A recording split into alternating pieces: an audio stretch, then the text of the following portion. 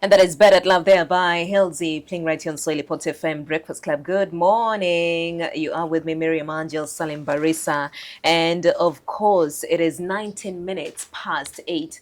In studio today, we have Dr. Annette Mbogoh. She is a board member, IPOA. And we also have James Njuru. He's the principal investigative officer. Now, there are planned protests today, and we've been talking about protests. We've been talking about people going to the streets and also if Mandamano even make a difference. Before we get into the conversation for today, Dr. Annette, good morning. Good morning. How are you doing? I'm fine, thanks. Thank you for joining us today. James, good morning. Good morning. How are you doing? I'm good. Come, move closer to your mic, James. All right, good. Now, I want us to start with I know the demonstrations that will happen today in commemoration of last year's June 25th protest. I want to ask, as people are planning to go to the streets, do you think the streets are safe? Thank you, Miriam. Thank you for having us Yes. here today.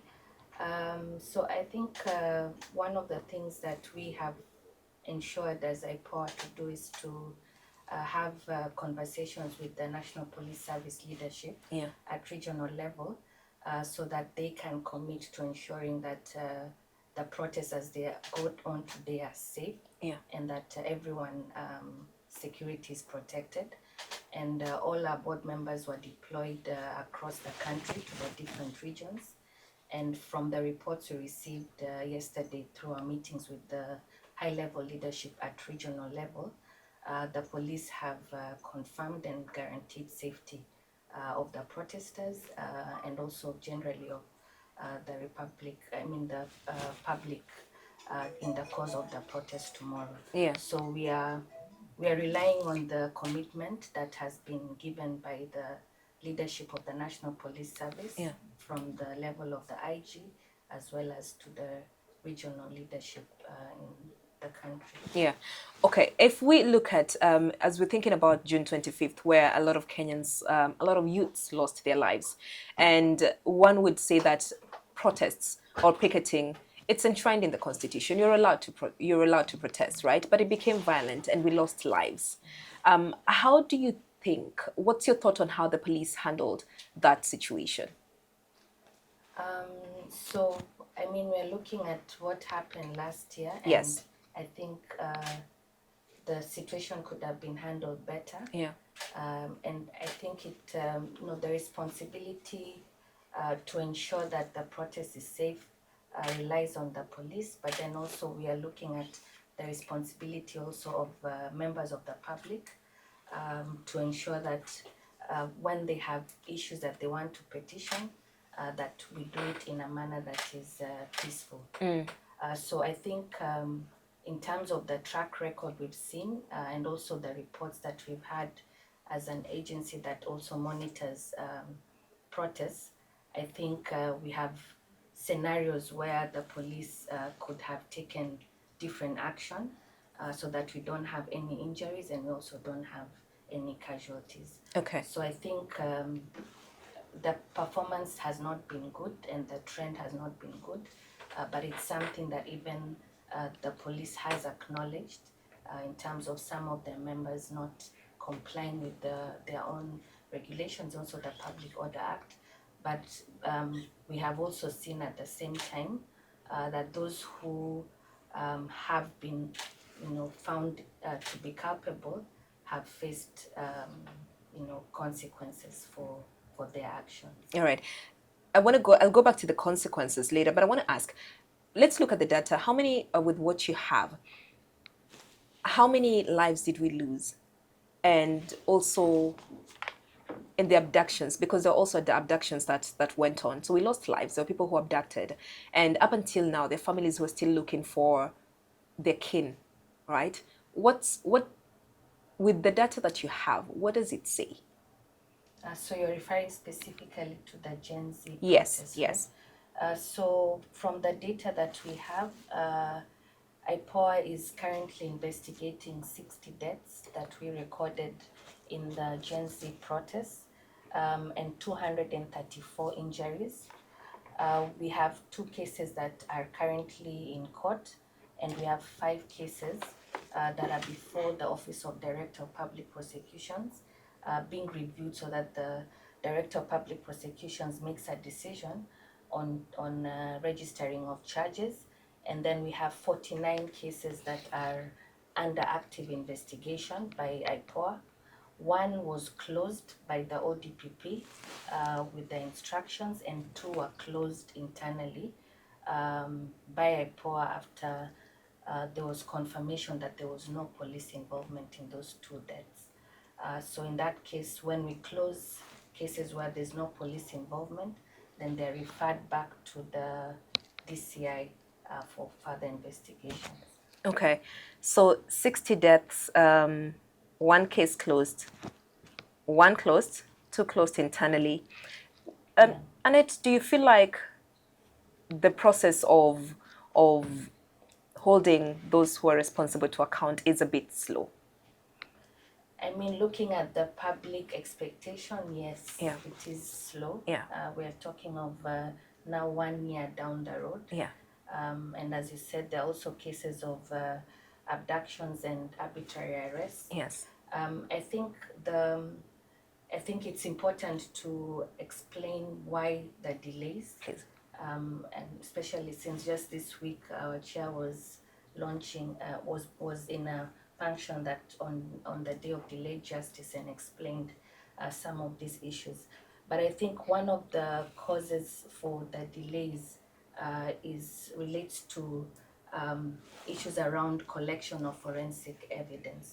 So a lot of these cases, whether it's a case that involved police killing as a result of gunshot wounds, we require ballistic reports.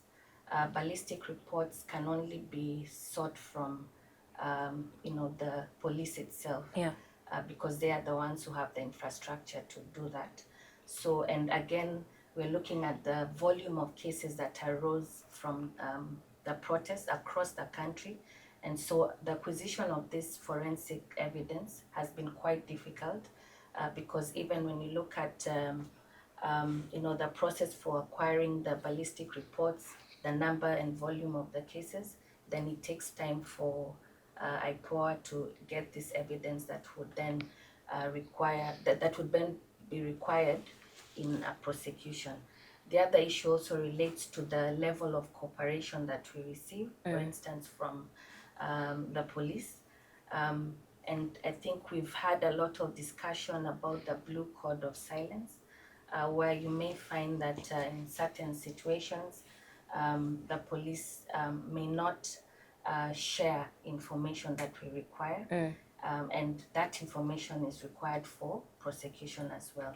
So acquiring this information so that we are then able to put together the evidence and forward the same to the ODPP for resolution has also been a challenge, especially acquiring it from the police. So the question of non-cooperation of the National Police Service is still really an issue that I think we're still grappling with.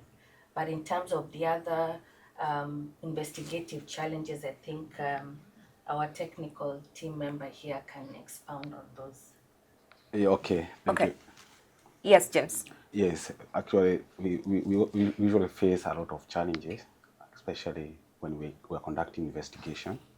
Some of those challenges is that some of the victims, they refuse to cooperate with the Independent Policing Oversight Authority. Yeah. So another challenge is that most of those incidences, witnesses do not usually appear to record statement with us. You know very well, for a case to progress, it needs some oral testimonies, evidence that need to be corroborated with forensic evidence. So once we face challenges with a witness failing to appear in office for statement recording, they fail to cooperate with us. We usually face it difficult progress with those cases, and we end up forwarding them without. Some we forward them to ODPP without with the little evidence that we had already collected, majorly forensic evidence. So another challenge is that sometimes police do not want to cooperate with independent policing of oversight authority. Madam have just said the issue of Blue Code of Silence. They tend to cover one of their own.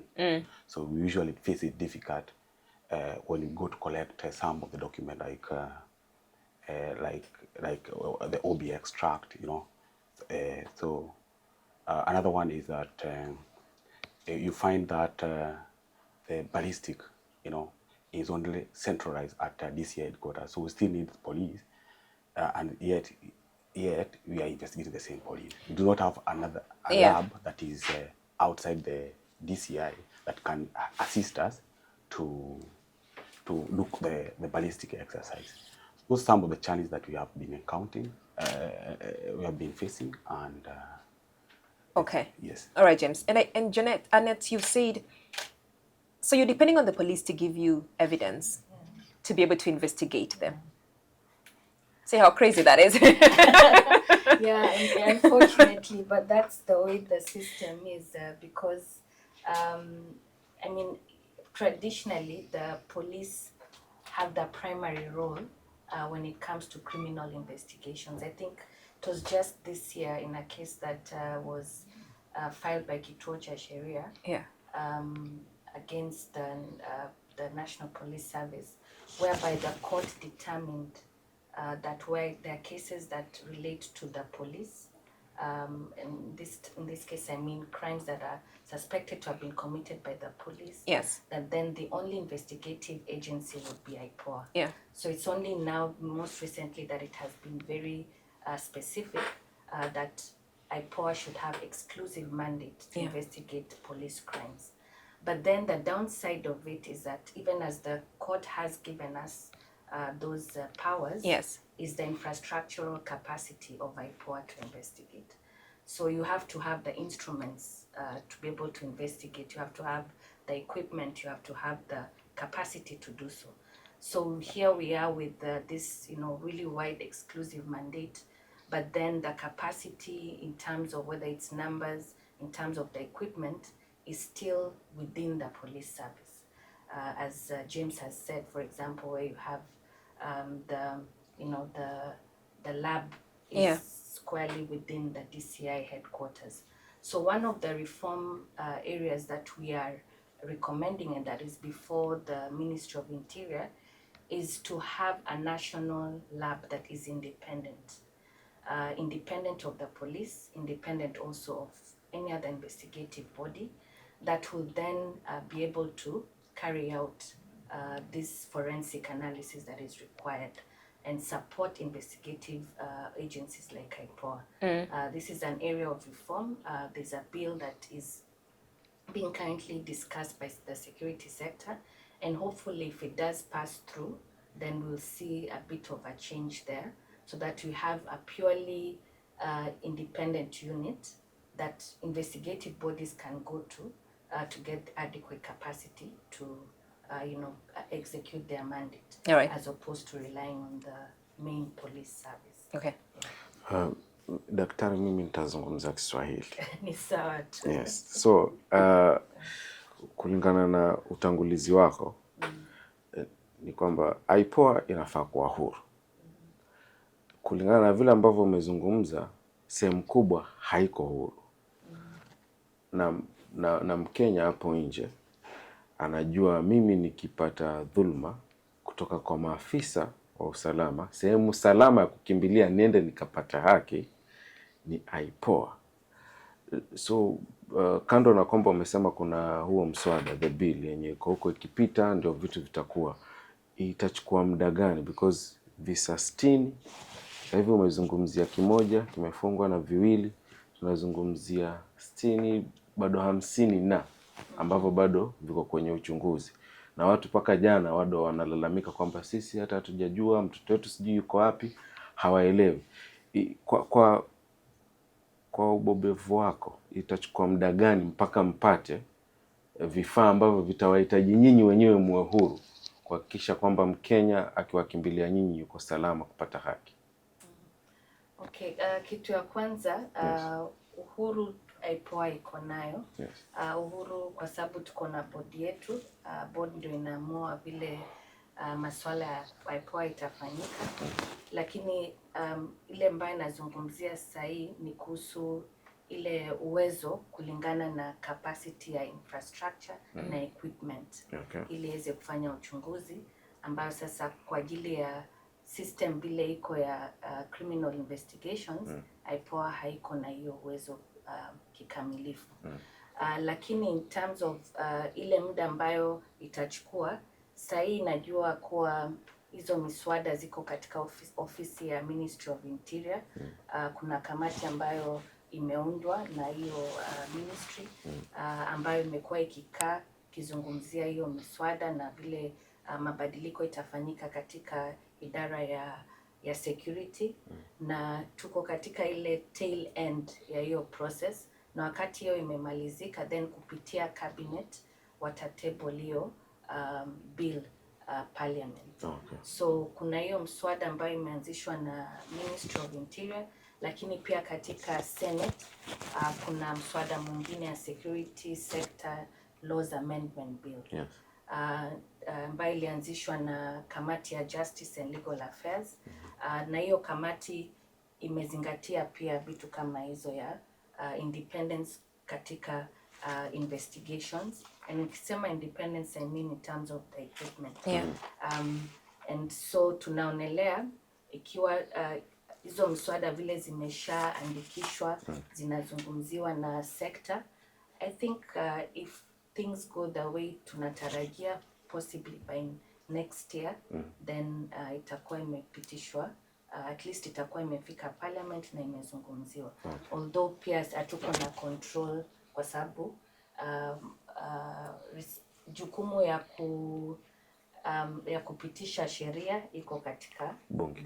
Okay. Yes. Swali jingine, najua IPOA kazi yao ni kuchunguza utendakazi wa maafisa wa polisi wanapofanya kazi yao ifanyike vizuri, wasidhulumu mtu na hivyo. Lakini wanapokwenda kazini wanapatana na raia. For example, tuchukue mfano wa maandamano. Wamepatana na raia. Si kila sehemu ambayo polisi atakuwa amefanya makosa. Na polisi pia na yeye akiwa kwenye kazi yake, kuna mtu ambaye kwamba yuko upande ule mwingine na pia yeye atadhulumu maafisa wa usalama. Hapa kazi yenu inakujaje? Ikiwa sasa ni afisa wa polisi na yeye amepatikana ametendewa kile ambacho kwamba hafai kutendewa akiwa kazini. Okay. So nafikiri jukumu za kuhakikisha kuwa kama for example maandamano iko safe and secure, Yes. iko kati sisi sote, wananchi na pia polisi. Na pia kama ni maafa ama mtu akiwa ameumia katika hizo protest, inaweza kufanyika kwa polisi na pia inaweza kufanyika kwa wananchi. So ikiwa tuseme ni polisi ndio amefanyiwa dhulma. Yes. So sisi kama amefanyiwa dhulma na polisi mwenzake. Oh. Tuseme. Yes. Then IPOA katika hiyo instance inaweza kuchunguza hiyo case. Because our mandate, we only investigate crimes or acts or offenses ambazo zimetekelezwa na member of the National Police Service. Okay. Lakini ikiwa polisi ameumizwa tuseme na mwananchi, Yes. then hapo hatuwezi kuingilia. So polisi vile atafanya ile process ya kawaida, aende a report kwa kama ni DCI, and then itakuwa uchunguzi itafanywa na DCI, and then kesi itapelekwa mbele na Director of Public Prosecutions. Okay. Hili swali sasa sijui nilipeleke kwa nani? James. Yeah. Yes. Wewe unasimamia masuala ya uchunguzi. Leo watu wamesema watajitokeza waende kuandamana. Idadi ya maafisa wenu inatosha kukidhi kuwapatia ripoti kutoka kila eneo? For example, tukizungumzia hapa Pwani tuna kaunti 6. mpaka mashinani, tuseme mpaka Kiunga, tuende mpaka sehemu za Bura, Galole huko ndani, huku tukienda tuende mpaka Lungalunga mpakani. Idadi ya maafisa wenu wanatosha kukidhi kuwapatia ripoti kwa wakati unaofaa matukio yakitokea sehemu hizo za nyanjani ndani, au ni mjini tu? Naam. Idadi ambayo ni ofisi ya IPOA haitoshi kwa sababu ofisi ya Mombasa inasimamia eneo lote la pwani. Na tuko tu Mombasa, lakini sisi ndio tunasimamia eneo la pwani. So hatuwezi kuwa tuko kila mahali kwa sababu namba yetu ni kidogo. Lakini tumeshirikiana na other stakeholders kama Kenya National Human Rights Commission. Wako na ofisi kule. Tunawasiliana na wao. Na wanaweza kutuelezea ile kitu inatendeka kule. Tuko na faith based organization. Okay. Tuko nazo kule mashinani. Tunashirikiana na wao. Kuna community based institutions. Pia we usually tunashirikiana na wao pia katika kutupatia information. So hata kama sisi ni kidogo, wale ofisa wa IPOA tuko na mbinu nyingine tunajaribu kutumia ndio tuweze kupata timely information from the grassroots level. James, on that, how many offices would you say that IPOA has in Kenya? You just said we have one in Mombasa that serves the coastal region.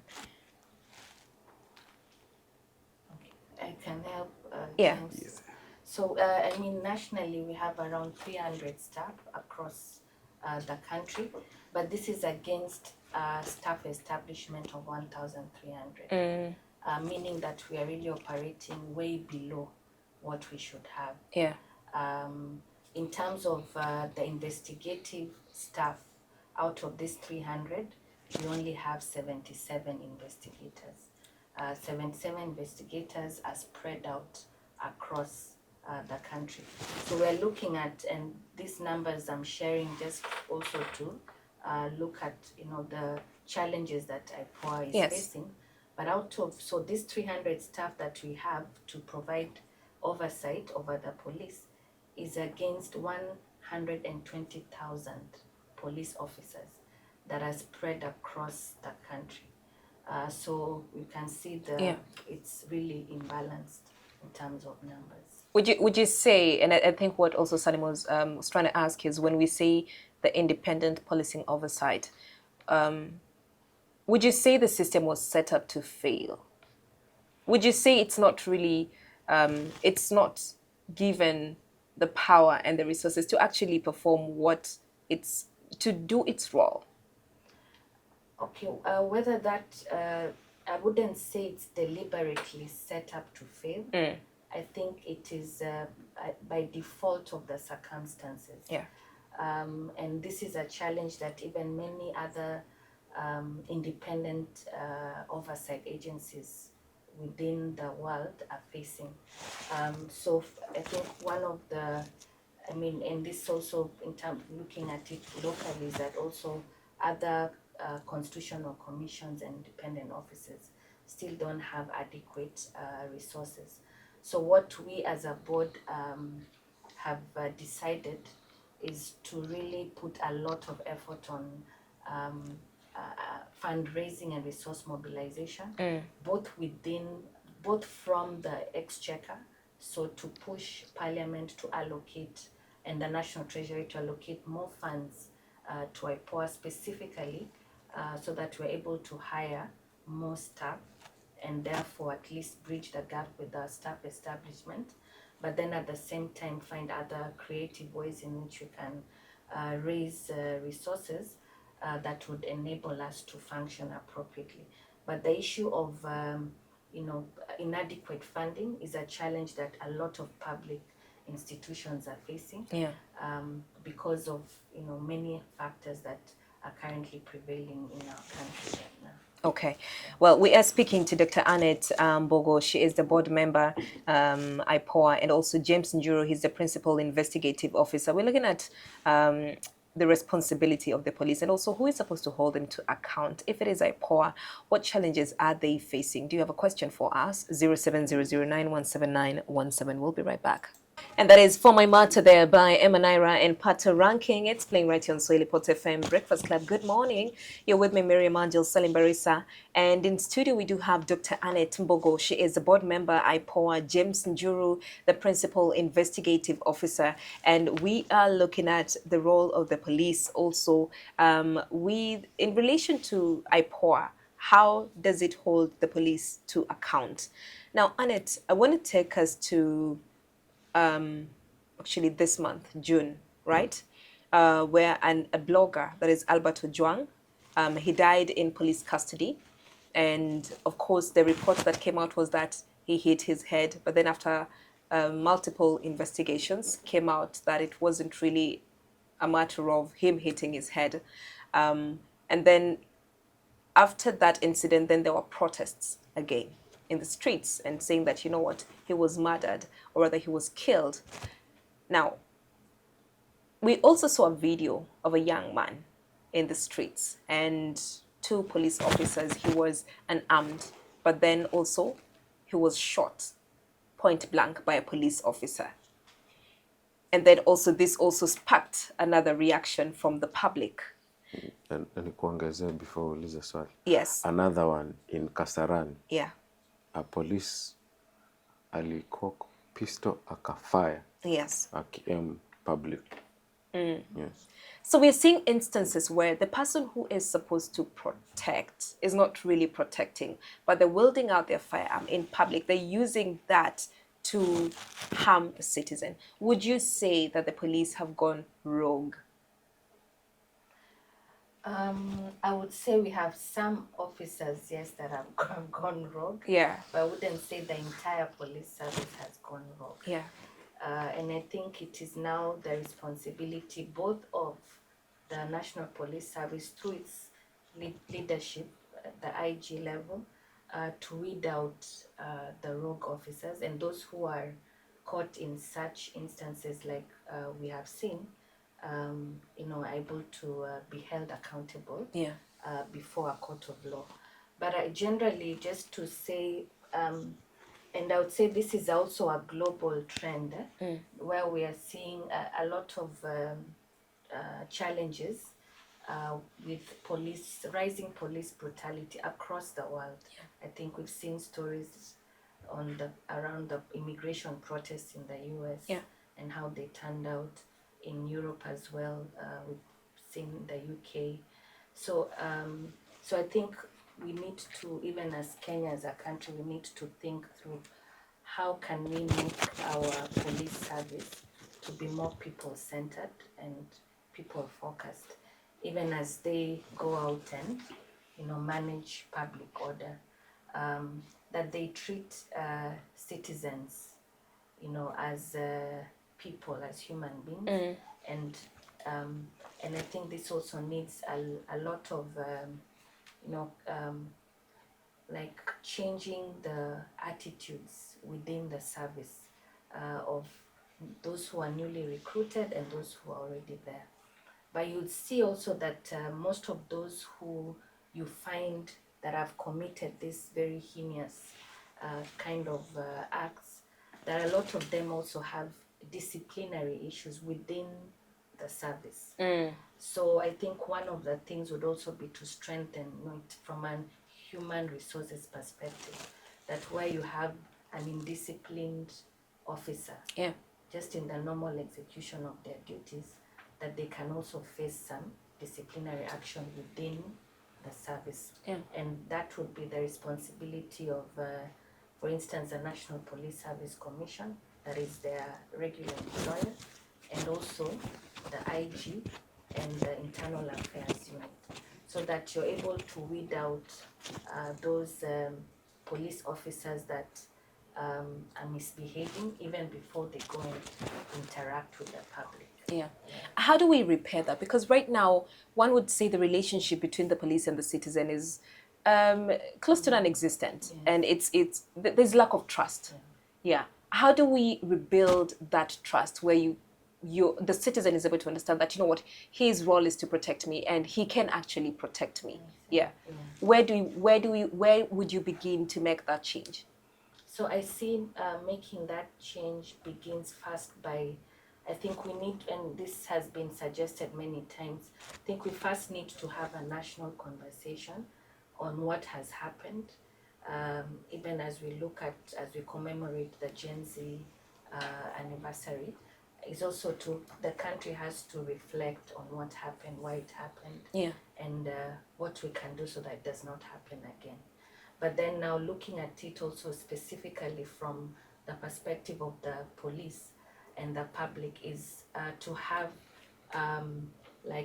what I would say like dialogues, conversations between the public and the police, Yeah. specifically, especially the youth, because the youth seem to have faced the most of this anger and wrath that we have seen. So I think we need to, and one of the things as IPOA want to do in the course of this next 5 years Yeah. is to organize community dialogues between the public and the police right at the station level. So where we bring the police officers and the public to have a conversation on what can make the service better and also what can make the relationship better. Also, we have already in an infrastructure within the law that engages the public in security management. So we have what we call the community policing structures. What in Mbogoh, for example. But unfortunately, not all police stations have established the Mbogoh. Yeah. So we want to ensure that that we have station commanders to establish these Nyumbakumi structures so that you have the communities being directly involved in security management through that. Then the other structure we have is the county policing authorities, which are supposed to be set up by the county governors. But unfortunately, none has been set up. So one of the ways, what that does is that it brings together the county administration, the county commissioners, Yeah. and members of the public together when it comes to security management issues. So if we're able to roll out these particular structures, I think it would help to bridge the gap and also to address the concerns around public trust and confidence. Yeah. Because then you would be having the community directly involved in security management, and at the same time you'd have the police having a direct interaction with the community outside the normal protests that we see. And I think with consistent kind of interaction, then we can improve public confidence and trust. Would you say they're getting the right kind of training? I would say no. Okay. Yeah. Why? Think that yes. Why is because I think even though right now we are seeing the police are trained on human rights, human rights is human rights. But I think it needs to move beyond that too, where we are having the police being trained on a people-centered approach to human rights and also to service delivery. So that they see that it's how business entities see the customer is how the police should see the citizen or just any member of the public. So that kind of shift can only happen when they're trained on human rights from a different perspective. Yeah. Not just on, for example, the right to life, the right to protest and etc. Yeah. But that we're looking at, even in terms of service delivery, it's being done from a human rights perspective, and that's not there. The other issue on the training relates to training on oversight. So we currently have two mechanisms of oversight. Oversight is done internally within the police service through the internal affairs unit. That works quite independently, but under the authority of the IG. Then we have external oversight, and this is where IPOA comes in.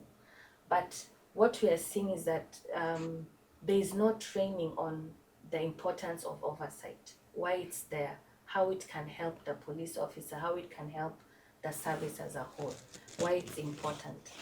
So what we are working on currently is to develop an oversight module that will form part of the training of police officers so that they can appreciate the importance of oversight. And that way it would make the work of IPOA easier, also make the work of the Internal Affairs Unit easier.